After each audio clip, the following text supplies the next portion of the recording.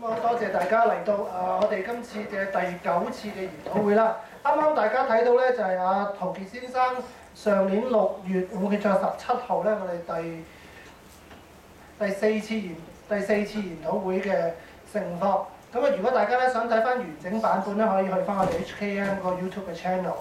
咁啊，陶傑先生咧，我當日咧放咯，真係。之後大家亦都睇到啦，曹生咧即係重拾呢個本土嘅色彩，直擊呢個左翼分子嘅，同埋睇翻去翻嚟睇啦。咁啊，我哋今日咧，大家見到兩位講者點解到咗位啦，終於。咁啊，大家首先熱烈掌聲歡迎啊，孔生先。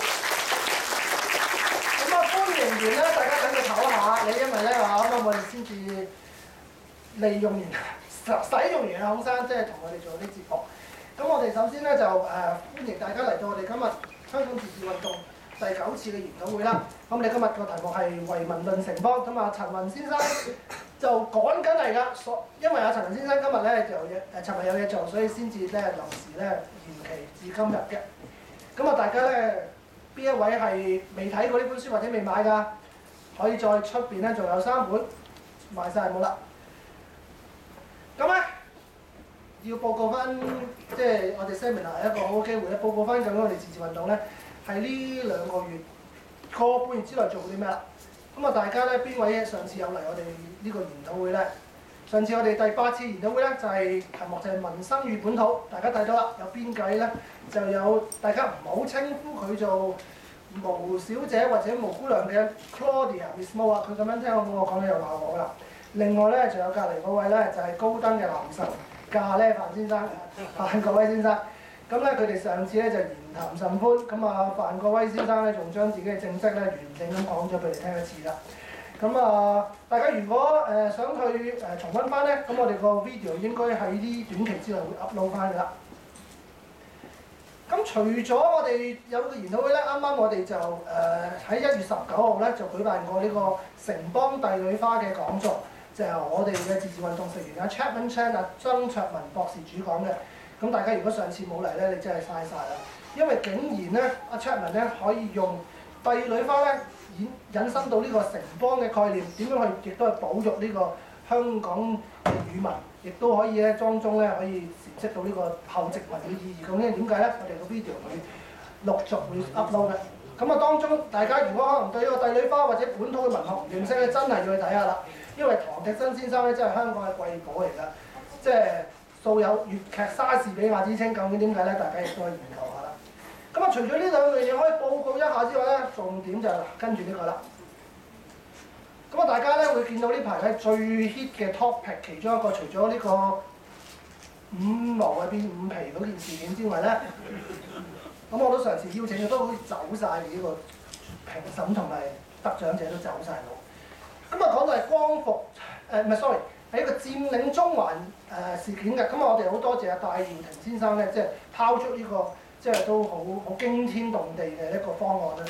咁但係究竟佔領中環或者一啲嘅普選嘅運動係需要即係1萬人排隊報名，跟住要決志再去呢個中環度，仲要出年7月。即係去預演，我淨係諗住出年7月係世界盃啫，我得㗎，唔會去排演咧。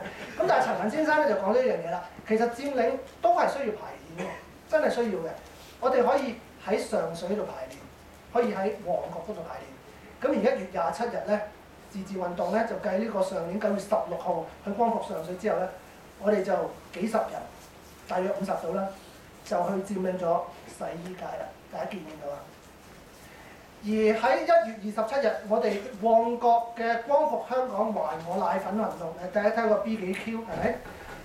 當日咧，除咗好多勇武嘅社運朋友啊、民主派嘅人士嚟支持之外咧，係更多咧粗身大細又好，抱住個 BB 嘅媽媽嚟，因為咧我哋即係可以叫做即係同呢個香港人嘅訴求咧有個共鳴啦。當日我哋嘅勇武抗爭，市民親自執法。當然又引起混亂啦，咁但係重點就係因為港鐵職員同埋差佬咧最初係唔肯執法，我亦都講翻俾大家聽啦。後尾係乜事都冇，因為咧嗰個旺角嘅警民關係組阿 Sir 咧話：阿 Vincent， 我哋點樣去合作下，唔好搞到咁亂。我話你哋啲差人執法咯，唔好同我講嗰句，我哋差人執法做嘢使你搞。最初啲差人係咁同我講嘅。咁到後尾咧，當我哋差人同埋港鐵職員咧配合執法之後咧，唔單止個情況咧得以改善，喺3日之後，加上陳雲先生嗰個80萬人白工聯署行動，大家見到高永文先生喺1個禮拜之內嗰個嘴臉、嗰個言論有冇180度嘅轉變咧？好簡單一樣嘢，同一日1月27日，如果我哋係民主派嘅一份子咧，我哋就喺旺角嗰度做嘢。大家記唔記得？其餘所有嘅民主派朋友，大部分啦，即係當然有啲都唔係嘅，去咗邊度咧？佢哋去咗第 N 次嘅反梁遊行。OK， 咁我只係想 point out 呢樣嘢。咁我會覺得，如果我哋真係要勇武抗爭嘅，我哋係和平理性勇武。咁我哋亦都預演咗佔領中環，回應咗本土嘅社會訴求。最重要，我哋唔會好似民建聯咁樣，但係我哋真係成功爭取咗。咁呢位就係曾卓文博士啦，呢張係1週刊嘅圖片。咁即係我哋嘅訴求係好直接嘅，我哋就係叫走私賊揾不限自由行，香港快樂賊。OK 啦。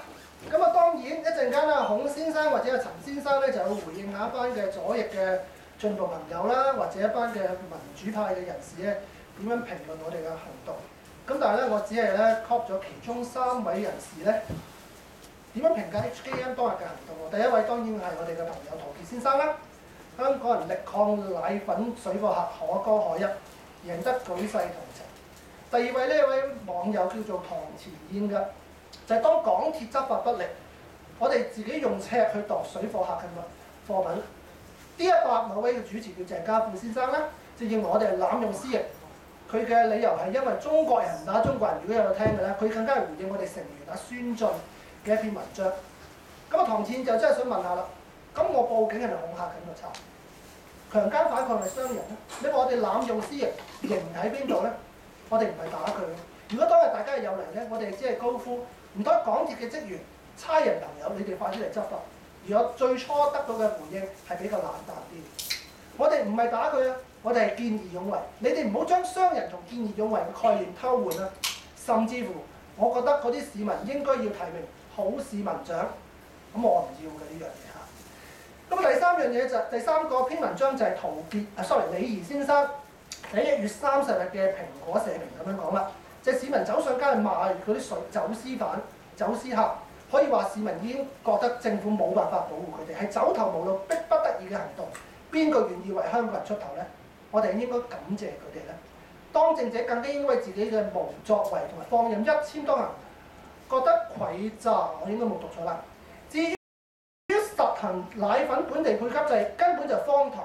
有咩理由本港市民要配給而大陸走私客佢可以無限制咁給貨咧？時間咧係好快過嘅啫。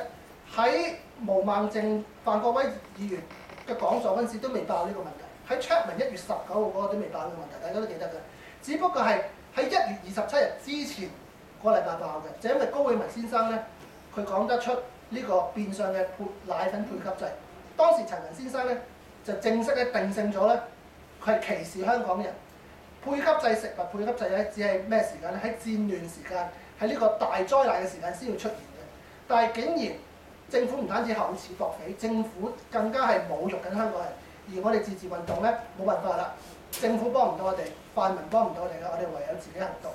咁我以上所講咧就係即係報告翻我哋自治運動咧喺呢個半月以嚟咧做過嘅其中一啲嘅事情。咁 OK 啦，咁而家5點3啦。咁我哋咧而家個活動咧嗰個 seminar 開始啦。咁我哋首先咧熱烈嘅掌聲咧歡迎啊孔俊輝。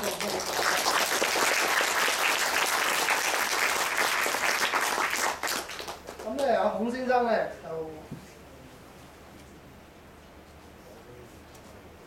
啲唔相關嘅，唔係唔相。孔生話講啲相關嘅嘢。咁咧我哋就有請以下嘅時間交俾阿孔先生。